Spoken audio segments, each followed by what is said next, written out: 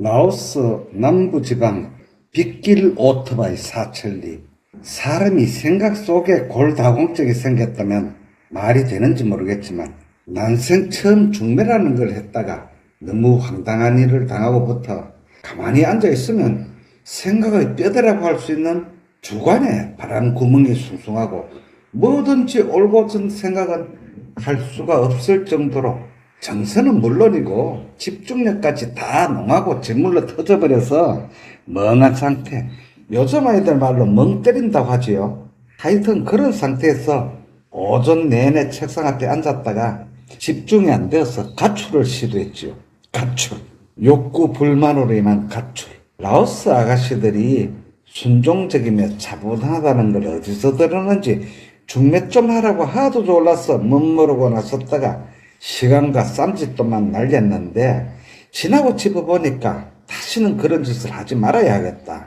중매란 게 모든 선택은 소개하는 이 욕쟁이에게 있는 것도 아니며 또 결혼할 처자를 속주머니 지갑 속에 있는 걸 꺼내주듯이 그렇게 수월한 일도 아니고 억지로 누구를 통해서 신경 잔뜩 써서 우여곡절 끝에 참은 색시를 구해주면 정작 선택은 당사자들에게 달려있는데 그걸 모르고 또 중요한 게 그렇게 많은 시간과 경비가 깨진다는 것도 몰랐고 거절하지 못해 덥석 물었다가 혹독할 정도로 뒤통수를 맞고 나니 생각의 뼈대에 고막 골다공증이 생겨서 멍 때리다가 가출을 시도했는데 예전에 바지를 안 사준다고 집 나간 아들에게 아들아 돌아오너라 삼촌바지 줄여놨다. 그렇게 예절하고 절박하게 찾을 어머니마저도 없는 유배지에서의 가출. 애초에 어디를 가겠다고 뚜렷한 목적지나 어디로 가서 어디로 돌아오겠다는 동선조차 생각할 겨를도 없이 그 옛날 누구처럼 아버지 몰래 소를 끌고 나가서 판 돈으로 성공해서 돌아오고 했다고 떠나는 상경도 아닌 무작정 나왔으니 가출은 분명히 가출인데 집에서 배낭에 노트북 하나 넣고 메고 아무 계획 없이 무작정 오토바이로 나섰는데 달리면 달릴수록 가슴방에 숭숭 파고드는 바람구멍은 더 넓어지는 걸로 봐서 골다공증이 분명하지요. 달리면 달릴수록 당당하고 억울하며 뜨악한 기분에 제동도 걸리지 않고 어디로 가야 할지 방향 설정도 없었고 생각이 그 모양이니까 오토바이 핸들 조향성마저도 통제되지 않아서 마냥 내쳐 달렸죠. 달리다가 보니까 박산 부근이 가까워졌는데 그때 시간은 오후 서너 시가 되었고 거기서부터 집까지 거의 100km가 넘거든요. 달리면서 내내 무슨 인생이 일어나 이렇게 억울한 기분으로 104살까지 어째 살겠노 그런 생각이 들던데 참 무거운 짐이 아니라 험악한 길을 하나 짊어지고 길 위에 섰다는 생각과 더불어 살아간다는 게 길이고 이 욕쟁이는 바로 나그네다. 그러니 길 위에서 나갈 길을 물으면서 살아가는 길을 배워야 하는 게 아닌가. 그렇게 생각이 틀어지면 아무래도 집으로 오토바이 돌리기가 어렵겠지요. 이거 그냥 내쳐 달려볼까? 그런 유혹에 발동이 걸린 게 거의 팍산 가까이 갔을 때였죠. 그때가 오후 서너 시쯤 되었는데 진짜로 달려볼까? 라오스 남부를 한번 훑어봐.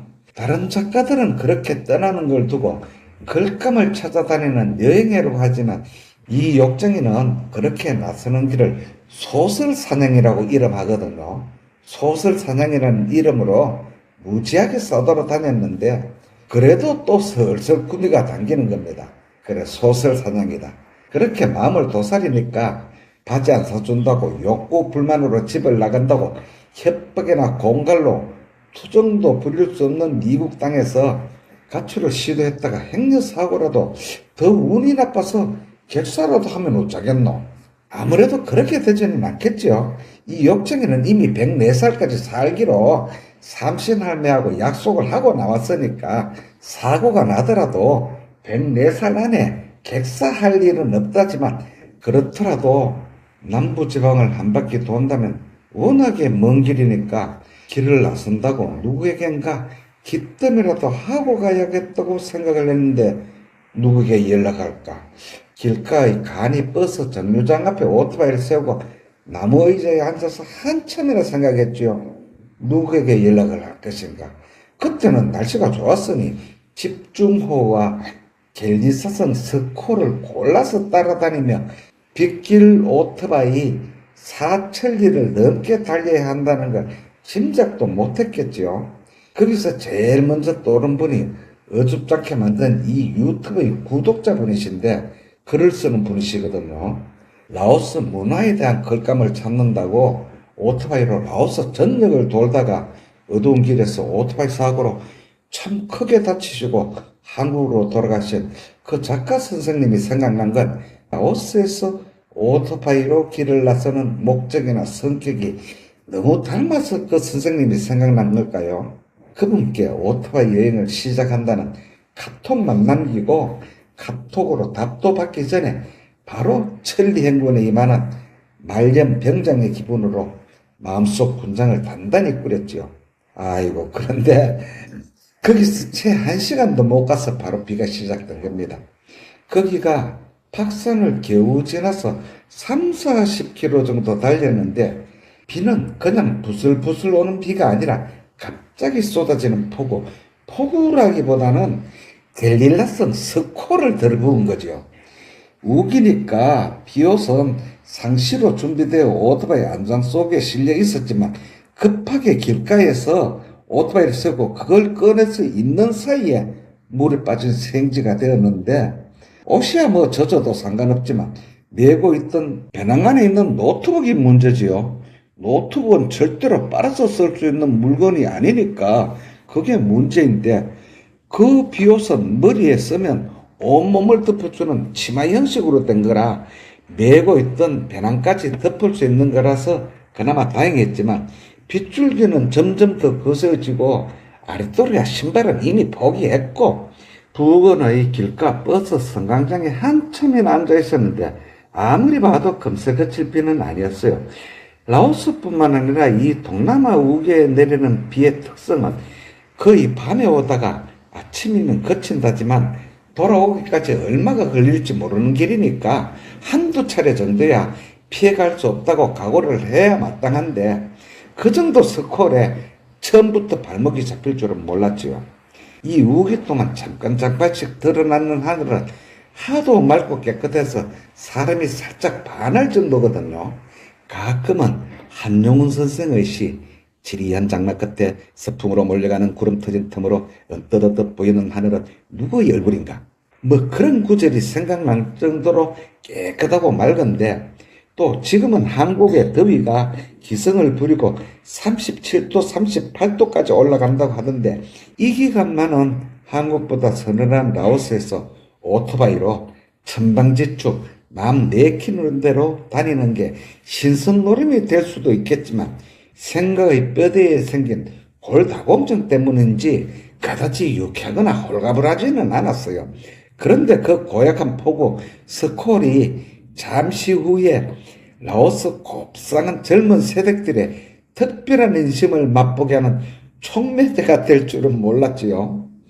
그렇게 이쁜 새댁들이 하늘의 기막힌 조화로 비 맞은 조선알배를 기다릴 줄 모르고 그때 포기하고 집으로 돌아왔으면 어째 됐겠노. 참말로 지나고 생각하니 그런 생각이 들던데 그 버스 장려장에서 비가 멈추기를 기다리다가 안 되겠다 싶어 빗줄기가 약간 약해진 틈에 출발을 했지요. 그때는 이미 약간 어둑어둑했거든요. 폭우 속에 밤길 오토바이, 그것도 초행길인데 앞은 안 보이지 길은 미끄럽지 모든 악조건은 다 갖추고 있는데 조심조심 달리는데 그래도 다행히 그쪽은 13번 국도 확장 공사가 끝난 데라서 도로 갓길에 오토바이 전용 도로가 따로 있어서 다행이었는데 갑자기 도로가 제대로 보이지도 않고 뒤틀림에 꼬이고 뭔가 어지럽고 마주오는 자동차 불빛도 굴절되고 거리도 가늠이 안 되고 참 이상했는데 비는 또 더 거세어지는데 어디 세우고 싶었지만 세울 만한 곳이 없었어요. 너무 안 보이니까 갈 수가 없는데 세울 만한 데도 없고 그 도로가에는 그쪽 지방에 사는 박산 아래쪽 그 지방의 특산물인 과일, 바나나, 파인애플 그런 걸 도로가에서 파는 가판대가 많았지만 전부가 작은 천막을 만들어 놓고 과일만 진열해 놓고 겨우 플라스틱 의자 하나 놓고 혼자 앉힐 만큼 협소한 정도라서 세울 만한 데가 없었는데 보이지도 않는 길을 억지로 더듬으면 거의 3, 40분 정도 더 내려갔나? 그러니까 조금 넓은 공터 앞에 과일 파는 가게가 있었는데 너무 안 보이니까 염치불구하고 오토바이를 그쪽으로 꺾어놓고 헬멧을 벗다가 보니까 참 말문이 막히는데 안경알 하나가 무릎팍 비오디에 뚝 떨어지던데 한쪽 안경알에 없는 안경을 끼고 달렸으니 안경 밑에 안경알을 재는 작은 나사가 빠져서 안경알 하나가 헬멧 턱끈에 꽂힌 줄도 모르고 그 빗길에서 죽을 고생을 한 거죠. 안경을 벗고 왔으면 덜 보이더라도 그렇게 어지럽거나 길이 뒤틀리지는 않았을 건데 순풍을 타고 남방으로 가서 기인을 만나니 초록이 무성하며 바람이 싱그럽고 벌과 나비가 쩌고 옛날 토정비결에 그런 구절 많이 나오죠. 딱 그날이 그 짝이었어요. 그 과일가게 평상에는 젊은 새댁 둘이가 있었는데 그 아줌마들이 귀인이 될 줄 몰랐죠. 갑자기 오토바이로 들이닥친 비 맞은 생쥐 딱 보니까 라오스 사람은 아니고 외국 사람이 분명한데 콘찜버 짜오빠이사이 중국 사람이요?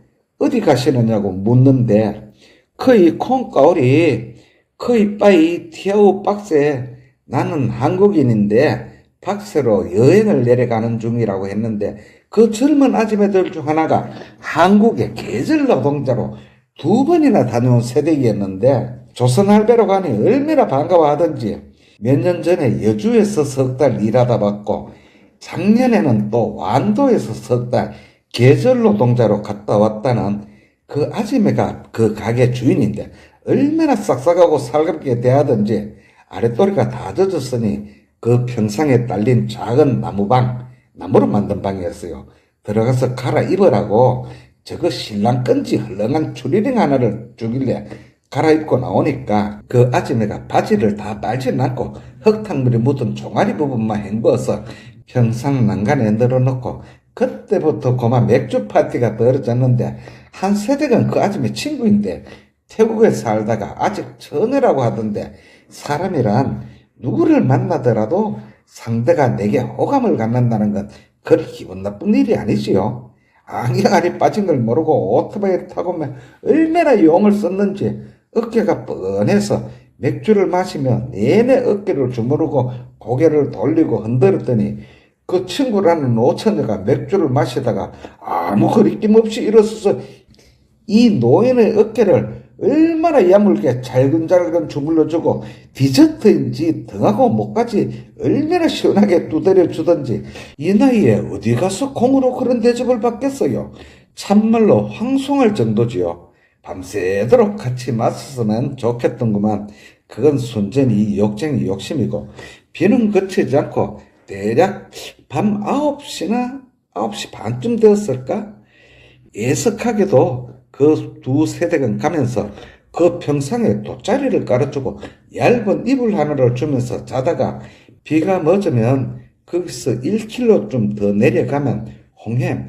이 나라에서는 게스트하우스도 홍햄이고 호텔도 홍햄이라고 하는데 그 홍햄 2개가 마주보고 있다고 거기 가라고 하던데 얇은 이불을 덮고 누워서 금세 잠이 들었는데 거기서 내처 아침까지 잤으면 좋았을 것을 잠이 들었다가 한개가 들고 선득해서 깼는데 술은 다 깼고 시계를 보니까 12시가 조금 못 되었던데 비가 보슬비로 바뀌었기에 이때다 싶어서 아랫도리를 갈아입고 정신없이 챙겨서 출발했는데 아차 싶어서 대략 200m 정도 300m 정도 가다가 다시 오토바이를 돌려서 덮고 잤던 이불 밑에 돈 몇 장을 펴서 아주 곱게 넣어서 꼭꼭 눌러놓고 다시 출발했는데 대략 1km쯤 가면 있다던 게스트하우스인지 호텔인지 아무리 가도 보이지 않는데 그걸 찾으면서